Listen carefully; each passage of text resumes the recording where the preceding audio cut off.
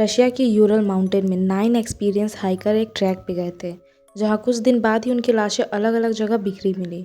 सबसे ज़्यादा क्रीपी बात ये थी कि उनके टेंट अंदर से फटे हुए थे, जैसे वे खुद ही बाहर भागना चाहते हो।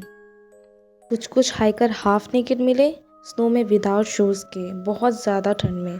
2 हाइकर के अंदर के ऑर्गन तक डैमेज हो चुके थे, जैसे किसी पावरफुल फोर्स ने उन्हें मार दिया हो, लेकिन बाहर कोई भी इंजरी के निशान नहीं थे।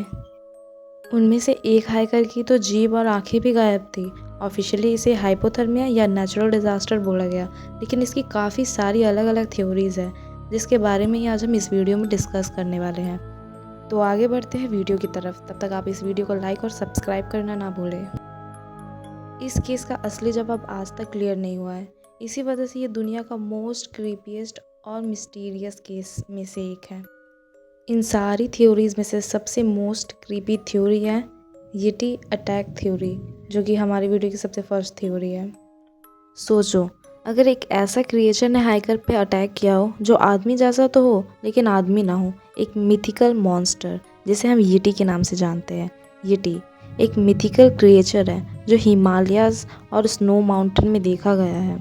हाइट लगभग 6 से 10 फीट, आधा आदमी आधा जानवर और पूरे बॉडी पे वाइट फर, एक्सट्रीमली स्ट्रॉन्ग और इंसानों से दूर रहता है। तो बात करें इस भयानक इंसिडेंट की, तो इन 9 हाइकर में से एक हाइकर की डायरी में लिखा था, now we know that the snowman exist. वैसे तो ये एक कैजुअल जोक भी हो सकता है, पर सोचने वाली बात यह है कि कोई अपनी डायरी में जोक क्यों लिखेगा। कुछ लोग बिलीव करते हैं कि शायद उन्हें येटी का सामना करना पड़ा था। अगर बात करें कि आखिर क्यों ये एक रीज़न हो सकता है, तो 2 हाइकर के रिब्स और स्कल फ्रैक्चर थे, जैसे किसी ने उन्हें बहुत ज़्यादा फोर्स से अटैक किया हो, और येटी की स्ट्रेंथ ऐसे डैमेज आराम से कर सकती है। इनमें से एक हाइकर की जीभ और आंखें तो मिसिंग थी। इसके पीछे मोस्ट प्रोबेबली येटी का हाथ हो सकता है। ऊपर से टेंट के अंदर के धागे बाहर की तरफ निकले हुए थे, जैसे कि वो खुद से भागना चाह रहे हो किसी चीज़ से डर कर। सो क्या इस इंसिडेंट में हाइकर का सामना येटी से हुआ होगा? अपने थॉट्स कमेंट में बताएं। तब तक नेक्स्ट थ्योरी की तरफ चलते हैं, जो कि है मिलिट्री सीक्रेट टेस्ट थ्योरी। क्या हो सकता है कि डेडलॉफ पास में हाइकर की मौत के पीछे रशियन आर्मी के सीक्रेट वेपन टेस्ट का हाथ हो और इनकी डेथ एक गवर्नमेंट कवर अप हो? हाइकर्स के अंदर के ऑर्गन डैमेज थे, जैसे रिब्स और स्कल फ्रैक्चर, जैसे कि मैंने आपको पहले भी बताया, लेकिन बाहर से स्किन पे कुछ नहीं हुआ था। ये बिल्कुल उस ट्रॉमा जैसा लगता है जो ब्लास्ट शॉकवेव से होता है।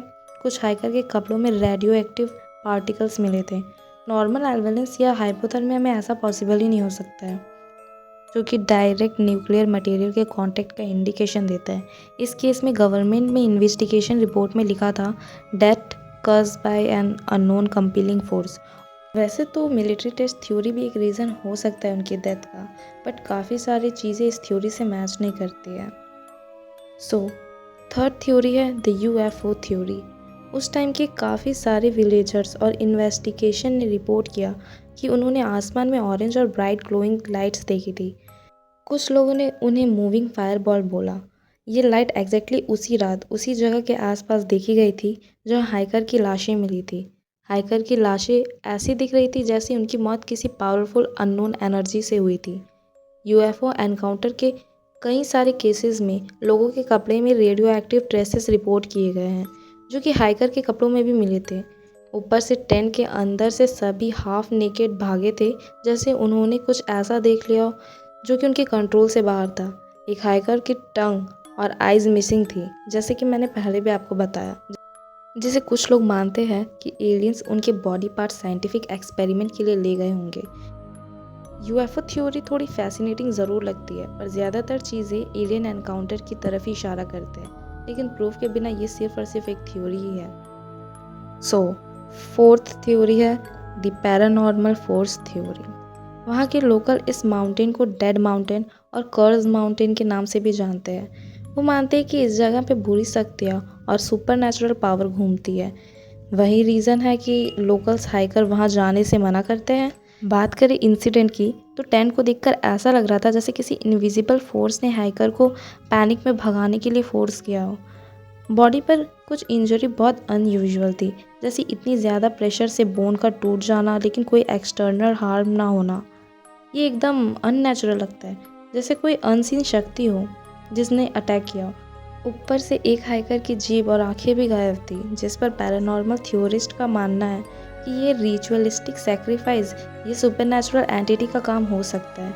ऐसे भी हो सकता है कि उनमें से एक हाइकर की जो जीभ और आंखें गायब हुई थी, उससे किसी रिचुअल या सैक्रिफाइस में यूज़ किया गया हो।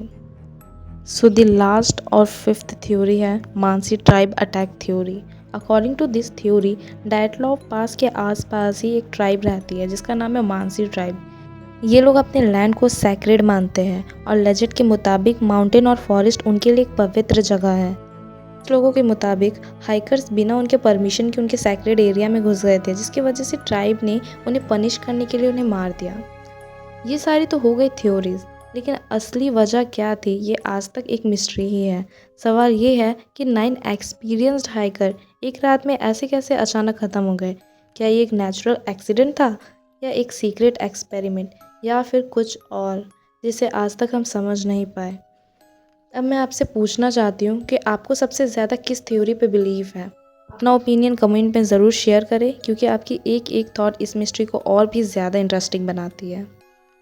और अगर आपको ये वीडियो पसंद आई हो तो लाइक करना ना भूलें, शेयर करें और सब्सक्राइब करें ताकि ऐसी क्रीपी मिस्टीरियस वीडियो हम और ज़्यादा ला सकें।